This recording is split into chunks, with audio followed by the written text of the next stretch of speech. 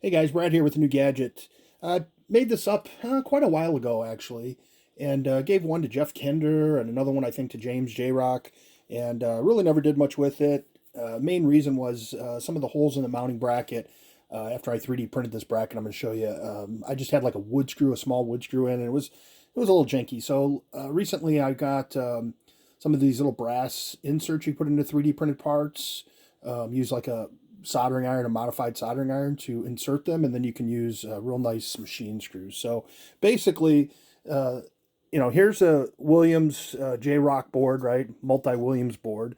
And typically when people mount these, they use these little, white feet. They put them through the holes here, and they work okay, but they're a little janky, not super symmetrical, that sort of thing. So what I did is went and designed a 3D printed bracket in CAD. In the center here, you've got four mounting points. You really only need two, but there's one here, here, here, and here. They're symmetrical, countersunk, provide the screws. And then down here, there's a key. This is a little, it's risen up off the board. So when you pop the JROK in, that hole is actually filled with the plastic kind of guide there, key guide. And then these three have those brass insert. So I'll show you how to mount it and what it looks like when it's done. It's pretty thick, so when the board is mounted here, I'll just kind of snap it in here. So that's how it sits. It's perfectly flush. There's a little lip I put in there, but there's the VGA connector, and then the actual edge connector is offset from the back, so there's plenty of room for the JAMA connector and everything on it. So go through and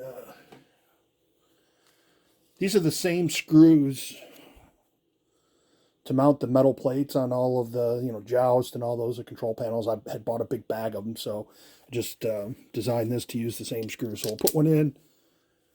Got a little drill motor here. So here's what I would recommend doing. Put the first one in any which way you want. Just kind of snug it up a little bit.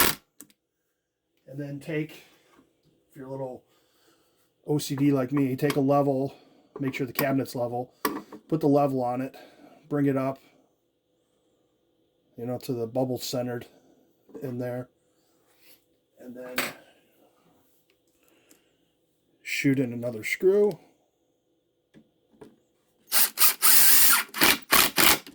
All right, if you want, you can go crazy and put all four of them in, but it's probably an overkill. Looks nice though, right?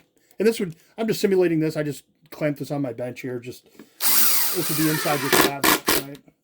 Or wherever you want to put it that's convenient. So now that's mounted and level. Got a little bit of sawdust in there. So now you take your board, set it on there, right? It's kind of a snap-in fit a little bit, but could fall out at this point.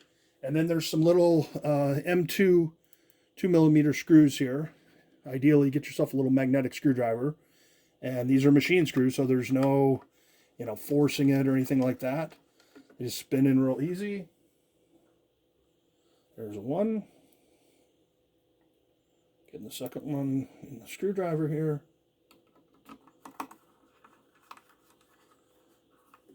Two, just snug, And then three. And again, if I sell these, I'll include the bracket, all four screws, and then the mounting of these little guys here. Maybe put a couple extra in the bag in case you're, you got slippery fingers. And then as you can see here, we can plug in the JAMA right to it. And I have a little remote control on my bench. And then here you can look at the monitor back there. And there's the main menu. So it works just great. And I'll kind of give you a view here of the side. You can see there's plenty of clearance, back in here. If you had a thicker connector, there's plenty of room to get a VGA. If you were running LCD, God forbid. Just kidding. I know some people need to do that. And then again, here's your USB if you want to load your games from there.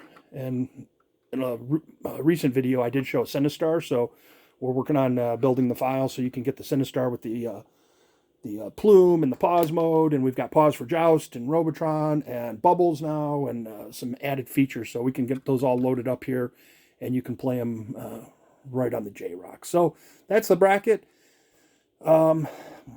May work with Arcade Shop. They've sold some stuff in the past, but if not, hit me up, and I'll see if I can get you out one. I'm thinking probably $20 on the bracket with all the fasteners.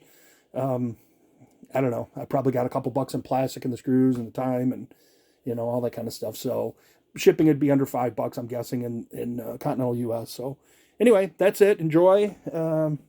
Thanks for watching. Talk to you later.